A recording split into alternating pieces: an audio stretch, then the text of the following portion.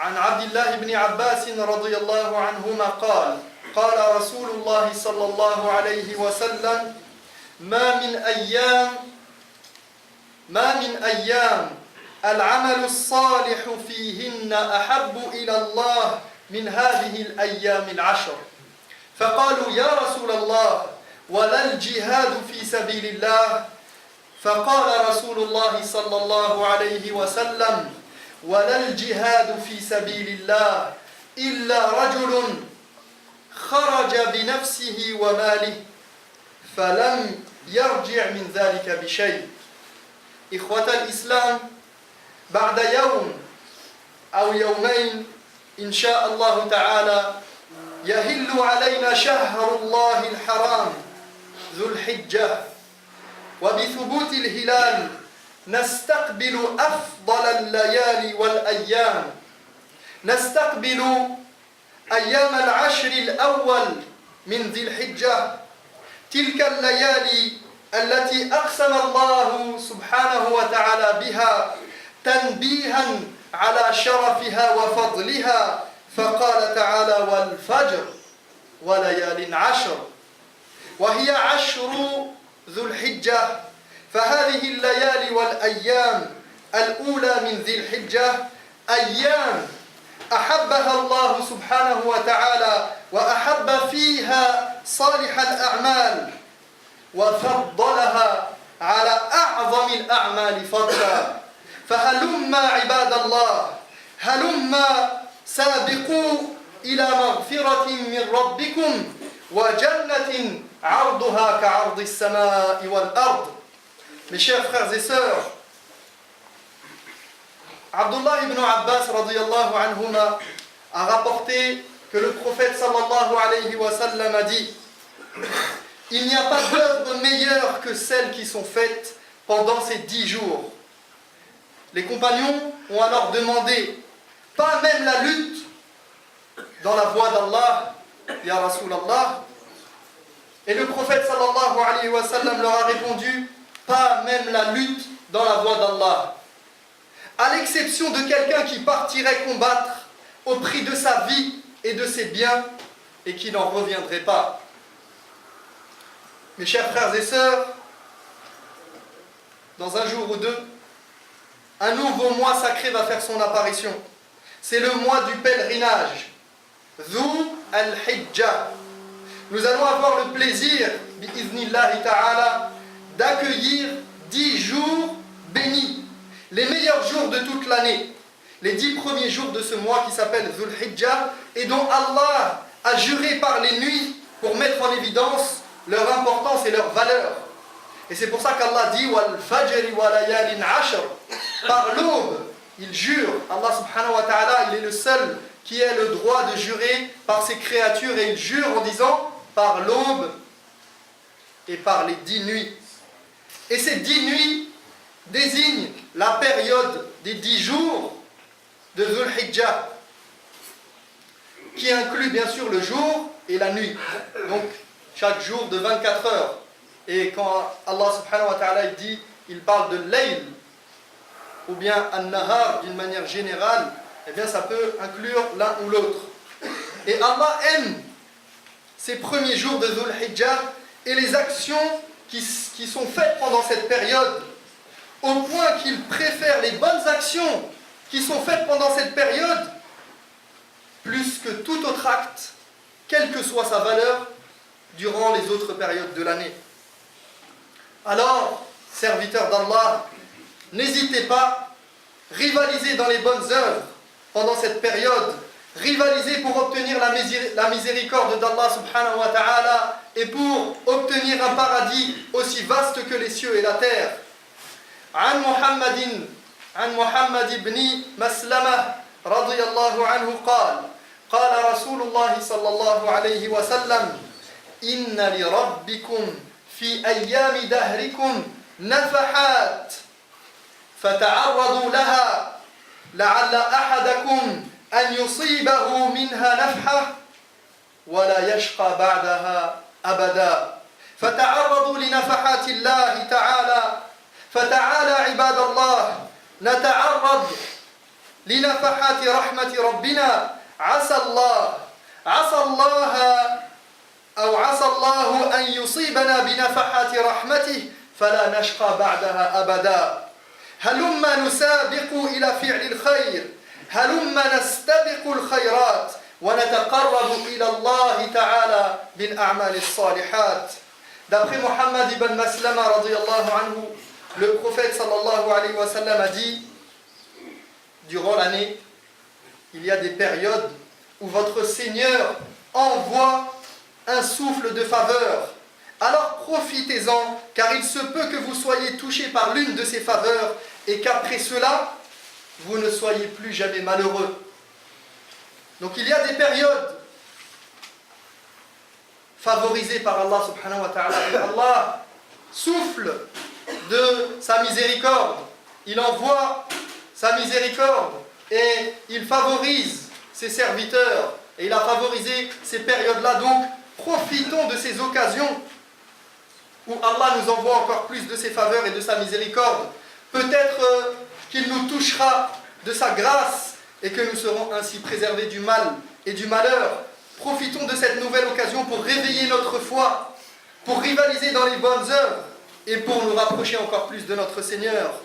قال الله تعالى وأذن في الناس بالحج يأتوك رجالا وعلى كل ضامر يأتين من كل فج عميق لما ليشهدوا منافع لهم ويذكروا اسم الله في أيام معلومات على ما رزقهم من بهيمة الأنعام فكلوا منها وأطعموا البائس الفقير.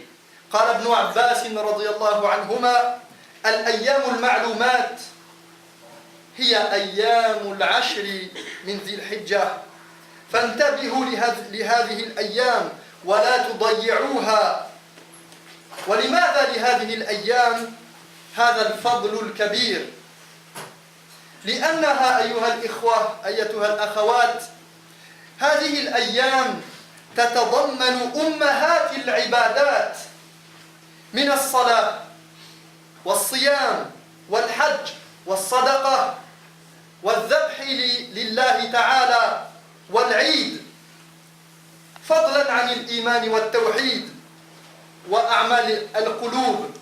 فهذه الأيام تشتمل على أمهات العبادات. Allah subhanahu wa ta'ala nous dit وَأَذِّنْ فِي النَّاسِ appelle les hommes au pèlerinage, ils répondront à ton appel, à pied ou sur toute monture, venant des contrées les plus éloignées. Pourquoi? Pour participer au bienfait du pèlerinage et invoquer le nom d'Allah dans des jours fixés, en immolant la bête prise sur le bétail qu'Allah leur a accordé. Mangez-en vous-même et donnez à manger, donnez-en à manger aux pauvres démunis. Mangez-en vous-même et donnez-en à manger aux pauvres démunis. Ibn Abbas et d'autres parmi les mufassirin, comme Mujahid, radiyallahu anhum, ont expliqué que les jours fixés qui ont été cités dans ce verset, eh bien, ce sont les 10 premiers jours de Dhul Hijjah. Ce sont donc des jours importants qu'il ne faut pas négliger. Mais pourquoi sont-ils si importants? Eh bien, comme l'expliquent les ulama, ces jours sont importants parce qu'ils regroupent les adorations les plus fondamentales. La prière, le jeûne, le hajj, l'aumône, le sacrifice pour Allah et la fête. Sans parler de la foi, du monothéisme et de toutes les actions qui émanent du cœur du croyant lors de ces périodes particulières. C'est donc une période où on célèbre la grandeur d'Allah subhanahu wa ta'ala, la grandeur du Très-Haut, par toutes les formes possibles que nous avons dans notre religion pour glorifier Allah subhanahu wa ta'ala. ولقد كان رسول الله صلى الله عليه وسلم يصوم 9 أيام من هذه العشر من ذي الحجة فاحرص على الصيام في هذه الأيام وخاصة يوم عرفة فيسن لغير الحاج صيام يوم عرفة فلقد سئل النبي صلى الله عليه وسلم عن صيام يوم عرفة فقال يكفر السنة الماضية والباقية فالمسلم الذي لا يستطيع الحج لا يحرم من هذا الفضل الكبير فضل هذا اليوم العظيم فعن ابن المسيب رضي الله عنه قالت عائشة رضي الله عنها إن رسول الله صلى الله عليه وسلم قال ما من أيام أكثر من أن يعتق الله سبحانه وتعالى فيه عبدا من النار من يوم عرفة وإنه ليدنو بما يليق بجلاله سبحانه وتعالى وإنه ليدنو ثم يباهي بهم الملائكة فيقول ما أراد هؤلاء ما أراد هؤلاء. Le prophète sallallahu alayhi wa sallam avait l'habitude de jeûner les 9 premiers jours de Dhul Hijjah. Bien sûr, car le 10e jour, le jour de l'Eid, il est interdit dans notre religion de le jeûner. Donc le prophète sallallahu alayhi wa sallam profitait de cette occasion pour jeûner au maximum. C'est les 9 premiers jours. Alors, Ya Abdallah, fais ton possible pour trouver un instant, un moment, une journée dans cette période pour jeûner, ne serait-ce qu'une journée. Et en particulier, si cette journée doit être faite, fais en sorte que ce soit le jour de Arafat, le 9e jour, donc la veille de l'Eid. En effet, il est recommandé à celui qui ne part pas au pèlerinage, car ceux qui vont au pèlerinage, il leur est déconseillé, voire interdit de jeûner en ce jour de Arafat.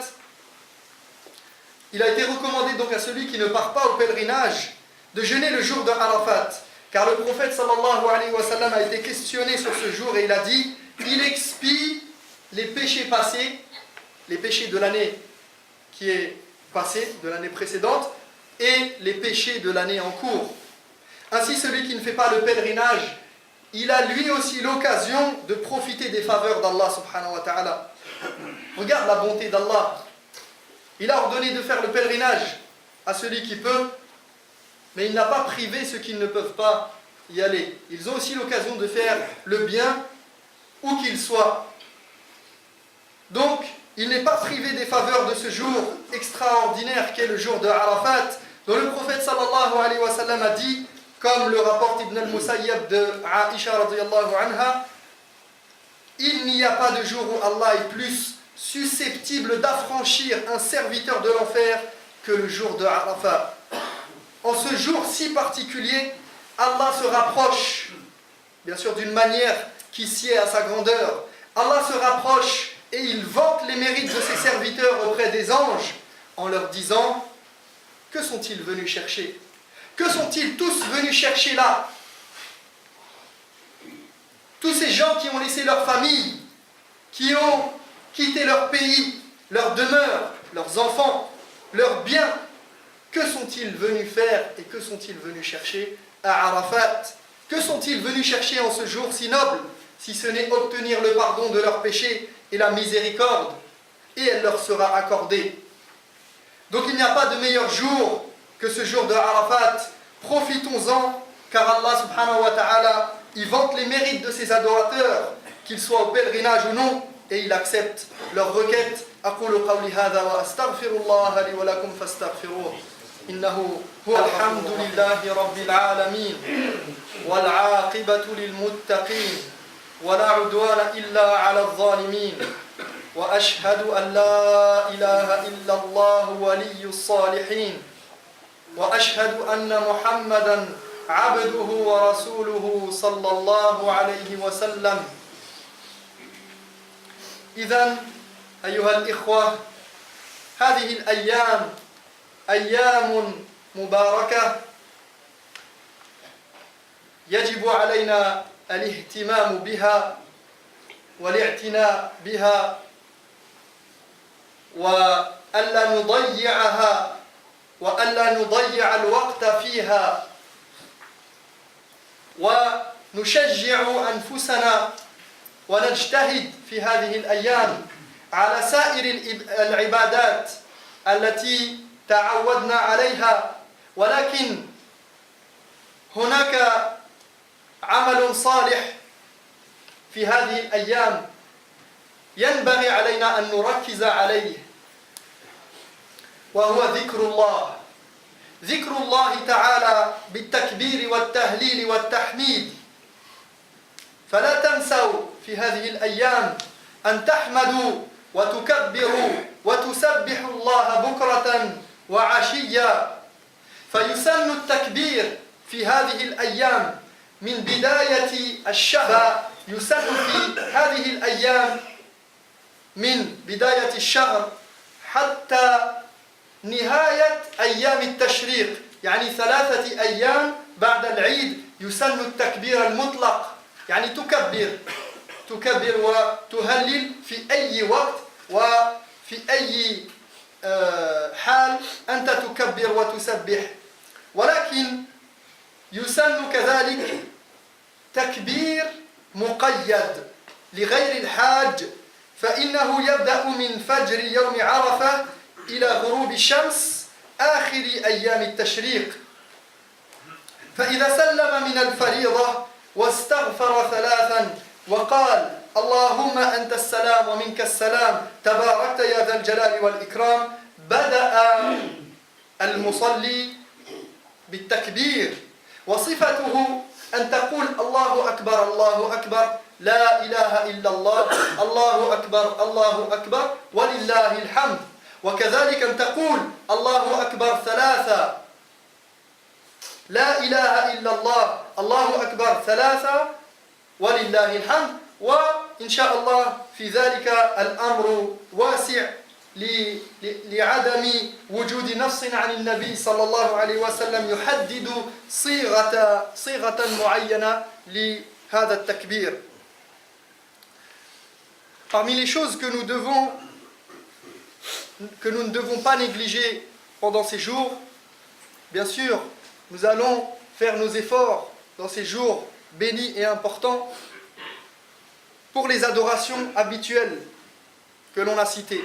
Mais il y a une adoration qu'il ne faut pas négliger, c'est le dhikr et le takbir, de prononcer Allahu Akbar, de prononcer La ilaha illallah, de faire le tasbih, subhanallah. Toutes les manières que vous avez de glorifier Allah tabaraka wa ta'ala, utilisez-les dans ces jours, et en particulier de dire Allahu Akbar et La ilaha illallah dès le moment de l'entrée de ce mois, jusqu'à la fin des 3 jours les jours qu'on appelle Ayyam al-Tashriq, donc le 4e jour de l'Aïd. Pendant toute cette période, il y a le takbir qu'on appelle le takbir d'une manière absolue. On le fait à n'importe quel moment, de n'importe quelle manière. Et ensuite viendra la période qui débute avec la salat du Fajr, le jour de Arafat, jusqu'à la fin des jours de l'Aïd, où ici on a le takbir que l'on fait habituellement. Dès que on a salué après la prière obligatoire, eh bien, souvent l'imam dans les mosquées, il le récite à haute voix. Par contre, il faut faire attention que cela ne soit pas à l'unisson. On ne fait pas de takbir jama'i. Chacun, il le fait de son côté. Maintenant, si jamais cela arrive, que tout le monde le fasse en même temps à un moment précis sans faire attention, c'est pas grave. Mais cela ne fait pas partie de la sunna de le faire tous ensemble à l'unisson. Mais la sunna, c'est de faire le takbir juste après avoir dit Allahumma anta salam wa minka salam tabarakta ya dhal jalali wal ikram. Juste après la salat, chacun, qu'il soit chez lui, au travail ou à la mosquée, il fait le takbir en disant Allahu Akbar, la ilaha illallah, Allahu Akbar, walillahi alhamd. Il y a plusieurs manières de faire ce takbir, et les ulama ont dit que dans cette question-là, il n'y avait pas à y avoir de discorde, vu qu'il n'y avait pas de texte bien précis, bien spécifié par le prophète alayhi salatu wassalam, sur une manière bien précise de le dire. Mais on essaye de suivre, nous, ce qui a été rapporté malgré tout, et donc on imite nos prédécesseurs et on utilise certaines de ces formules, comme celle que je viens de citer. Barakallahu fikum wa barak.